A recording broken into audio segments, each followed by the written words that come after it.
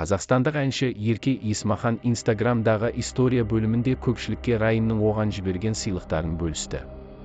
Күйеуім концертпен басқа қалаға кеткен еді. Көңілімді тауып, гүл жіберіпті. Рахмет саған, жаным.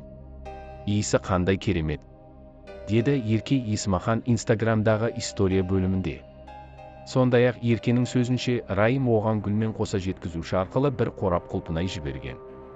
Ұйқымнан тұрып құлпынай жейін деген едім. Күйеуім жеткізуші арқылы артық емес, кем емес 6 құлпынай беріп жіберіпті. Рахмет, деді отандық әнші. Сонымен қатар Райым жеткізуші арқылы жіберген бір қорап құлпынайдың жанына әкем көп ұзамай қайтып келеді деген шағын хат қосқан. Кішкене шыда, деп жазды Ерке Есмахан история сипаттамасында күйеуінің инста парақшасын белгілей отырып. Егер видео ұнаса арнаға тіркеліп лайк басайық.